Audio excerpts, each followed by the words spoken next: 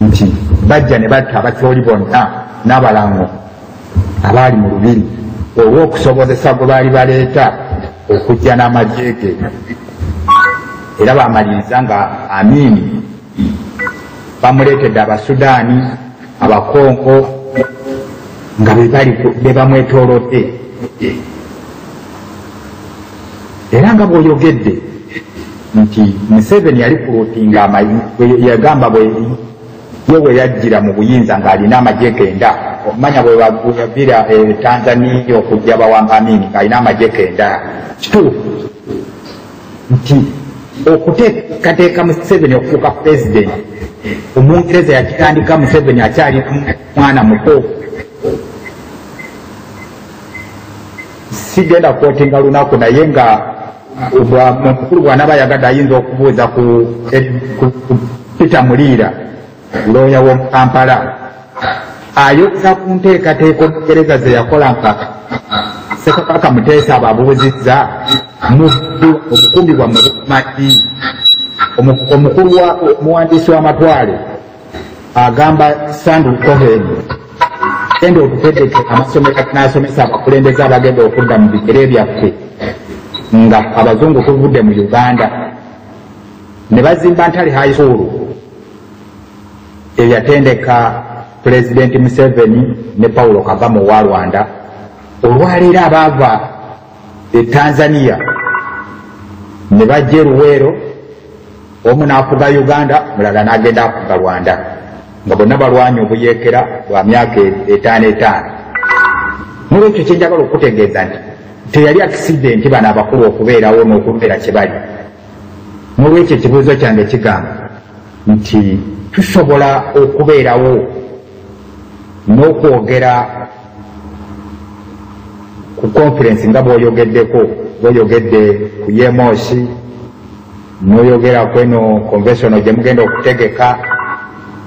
naye nga Uganda eriko banyiniyo nga amawanga gaffe tegalina buyinza nga bali bannanyini Uganda banaaba n'obusobozi obwogera ku nsonga za Uganda nga balina eddembe oba kinaafaanana ng'ekyali Lancaster amawanga 15 bwe gaagenda ne gatuula naye nga tegalina kye gasalawo kuba okwongerezaako nti balina bye bayogerako nga tebibagasa kuba waliwo omukulembeze gwe baali bagenda okussaawo agenda okukuba Uganda eyeefuga n'amagye tekuli ggwanga lyagamba nti nze ngenda kuleeta abamagye 10 abagenda okukuuma pulezidenti abasonga tebaaga nti nze ngenda kuleeta abamagye 5 wabula Omungereza yakwata abamagye be yali akozesa nga gavana be yali akozesa be yawa Dr. Milton Obote n'akwata n'entebe ye mwe yali atudde erimu obuyinza naye n'agiteekamu Milton Obote nga prime minister ekyo banafu saagala kibateekako kuba babakaka bukasa ogenda mu Lancaster House tulaba Katikkiro Michael Kintu enkwata gye yali akuttemu ebintu naye nga waliwo obuzannyi bwa olwekyo ekyo njagala nnyo kitegeerekeke kyekimbuzisidde ekibuuzo kiri nti ng'Abangereza tetubaleese nga betuvunaana bannannyini bizibu tusobola okutuula mu mawanga agatwalibwa nga agakola Uganda ne gasolovinga ebizibu bya Uganda bo bali beeta bannannyini Uganda gana mawanga sige gannannyiniyo n'olwekyo ate tosobola okuddira abatali bannyiniyo bagiteeseeko ekyo omukulu akiraba atya. Ekibuuzo ekyokusatu mpozi kanyongere ku kya konvensiono kiri nti waliwo ensonga eya konvensiono ekulemberwa eyaliko wekitiibwa Katikkiro Dani Muliika n'olwekyo Abaganda bagamba emyasiro emingi giwa byaki embwa kati mu Buganda tulinamu force 3 kati ziweze 4 tulinayo bazzukulu ba Buganda International erina ekkubo lyekutte tulinayo ekulemberwa mu Lwanyamuli eya Ssuubi eya FOC enkyukakyuka ez'omuggundu ezijjako Pulezidenti Museveni waliwo eya Edward Kiwanuka Sekandi n'owekitiibwa Jebi Walusimbi ey'okutuula baleetere Buganda regional tier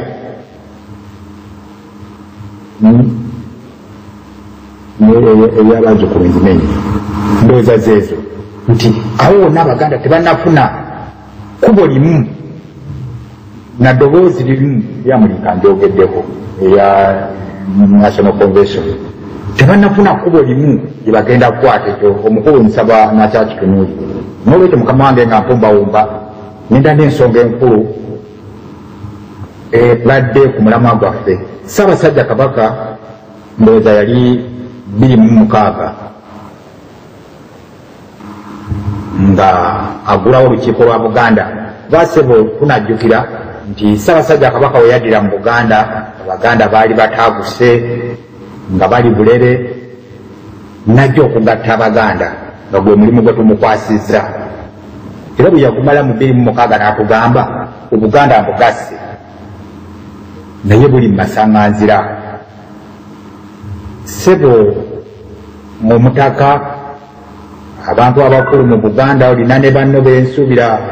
bootera okwogerako nabo tukoze tutya okufunira Buganda obukulembeze obugenda okukwatira ku Ssaabasajja Kabaka okujja Buganda mu masaŋŋanzira mweri neyanziza sebo Esebo Dr. Akazingalo kakozesebwa okwanukula ebibuuzo bya Mukulonjoki. Omuzzukulu wa Buganda mu birunjuki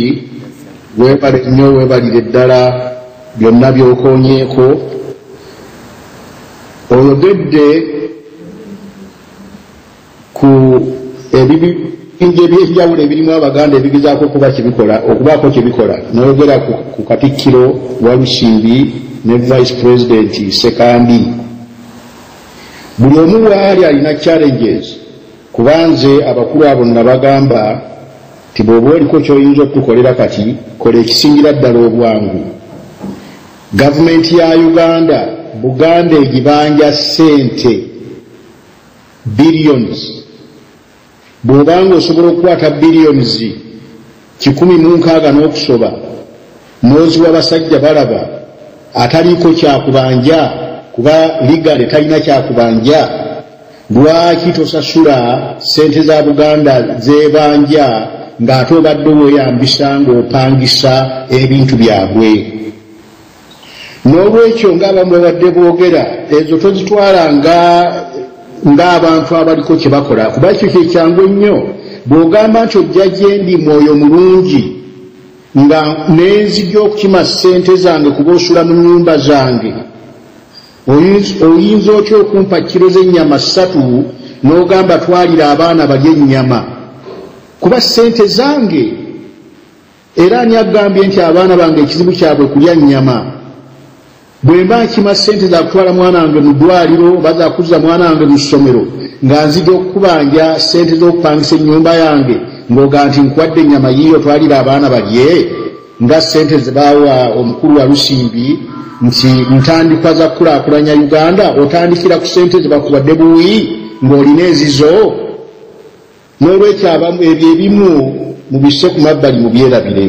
kaakati eky'Emmengo nga bw'okimanyi tulina ebizibu by'amaanyi Emmengo omutaka Grace Ndugwa yakyogerako n'agamba nti Emmengo waliyo abatabanguzi abatayagala nkolagana nnungi wakati wa gavumenti ya Kabaka na gavumenti ya Uganda n'ebiringa ebyo Mmengo ekizibu ekiyinza okukolebwako mbwangu kuba omukulu wa Lusimbi aliko bwe yayogera awo nga amaliriza ttaamu eri oba olyawo agamu ku makubo agayinza okukwatibwa senga Ssaabasajja Kabaka asiima omukulu Jeddi wa Lusimbi bamukkiriza alonde kabineeti ye kubanze kinzibuwalira okwaŋŋanga minisita wa Kabaka gw'alonze nga Kabaka yamulonze naye Katikkiro ow'ebweru bw'alonda baminisita nange gukiina ow'ebweru manya we mbasanga nze nina ekizibu naye nga si kizibu kuba ndi Muganda nakula nga nkimanyi nti omusirikale bano bwe twayitanga bamusirike atalina nangatto mbigere keyagezanga nakukwata ku mukono n'agamba nti nkukutte nga tosobola kugezaako kumwesimattulako kuba ffe twakula tukimanyi nti omusikale wa kabaka bwakukwata ku mukono olina kugonda kuba senga ogezaako okumwesattulako enkufira ye n'egwa ku ttaka oba omezze kabaka ekigwo muganda ki ayinza okumegga kabaka ekigwo n'olwekyo nti ekizibu ekiri awo abamu ebikyamu tubimanyi naye bw'aba minisita nga kabaka yamulonze nsanga obuzibu kuba minisita oyo abenga omusirikale ono musirike sisobola